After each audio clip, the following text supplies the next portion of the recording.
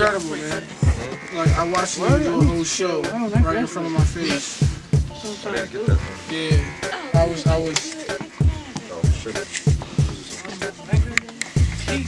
What time you gotta be at work? 12, but you know, I don't get there till about 12:30. What do you like to make? Now, why do you do that? That's nasty to your Cause from an opening DJ standpoint, that's nasty. No, it's not. For one, it gives the person that's open, you know, some of the prime time. Think about it. That first hour, it might not be. You just might not. You might be DJing by yourself. You know what I'm saying? So we here ready to go. We rolling already.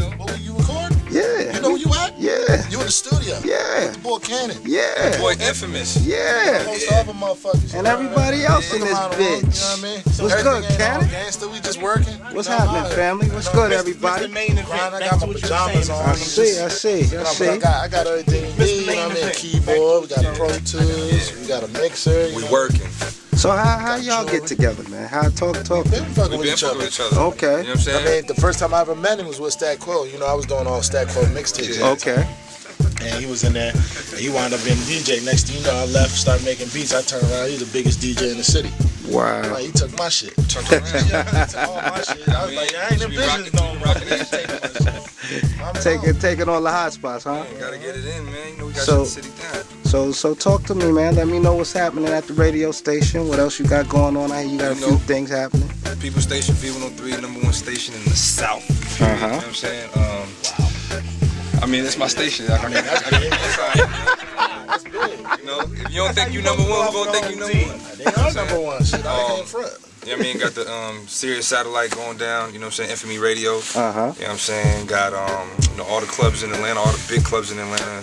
On Smash. SOs, Lucky, Primal, Tongue and Groove, Gold Room, whatever, you know what I'm saying? So those are the joints he took from you. I mean, he took them all. I excluded SOs, you know what I mean? I just had the visions. Okay. I had a bunch of clubs. He took it all. You know, he can have it. It's my man. He can have it all.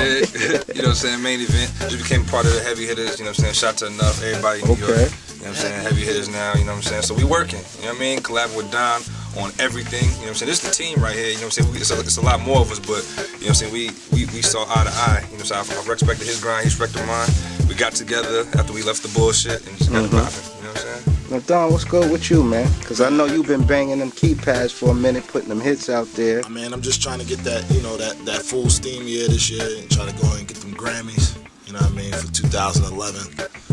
Just, you know, trying to come up with a new sound, you know, that everybody can fuck with. You know, I was used to making some joints that's hard for people to rap on. You ain't know too much about that rapping, you ain't know about them beats. So that was that one of the dilemmas, man? You think? I don't, maybe.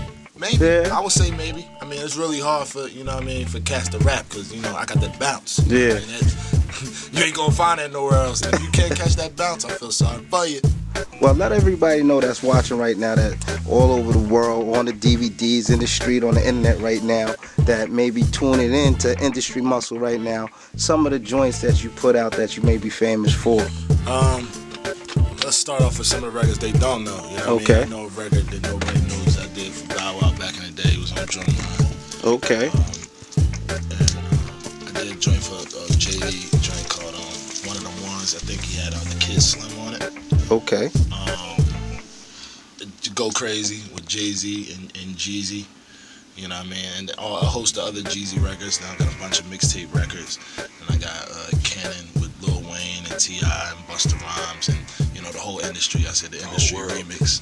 Now, both of you guys are DJs, right? Yeah, we both Okay, DJs. so let me ask you this question. As DJs, what do you think the biggest dilemma is right now for DJs 2010? Because I know the mixtape game was kind of up and down, but what do you have to do as a DJ to kind of either separate yourself or make your mark? Wow, I think it's hard for the DJs now because artists feel like they can do it themselves without a cosign. Yeah. And I feel like, you know, out of the, you know, the 2 out of 10 maybe, but the rest of the 8, I don't think y'all can do it without a cosign because we're gonna bring you to the people. The people respect our sound, you know what I mean, for bringing to the game. You know, as me, you know, other cats have done, and DJ Infamous, you need a cosign, whether we screaming on the records or not. We the people that's bringing the music there. It's always been like that since rap started. Even before rap, you know, back in the 70s with disco and stuff, disco was made by DJs. Most people don't know that. The artist, it could have been anybody singing disco at the time, but it was the DJs who did it. You know what I mean? So without that DJ, you know what I mean? The difference is, right now, I feel like you got to get on your grind 215%.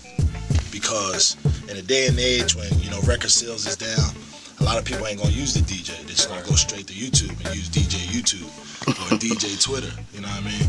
So if you're a DJ and you're really out there trying to get your industry muscle up, you know what I mean? What you gotta do is, you gotta get on your grind 215%. And do You it know what all. I mean? I ain't gonna front, he's one of the cats, you know what I mean? That I'm training to get there, you know what I mean? He's hitting the club up really heavy and learning the mixtape game. His name's Teflon, you know, it's a lot of other cats out there. I respect DJ Spins, a little youngin'. And, you know, just get out there and just, you know, bust it up, man. Make people respect it and, you know, and bring these new people, you know, these new artists that's coming out, man.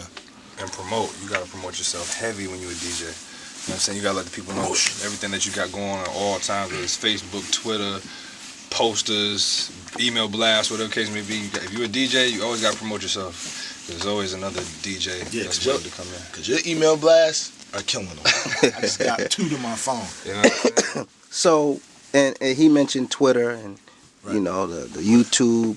So how does that affect or does that elevate your status as a DJ in somewhat, meaning like, not you because you're already kind of known, but for somebody that's coming up, people really, you know. I mean, it can, because that's another way of promoting yourself and getting people familiar that are unfamiliar with you.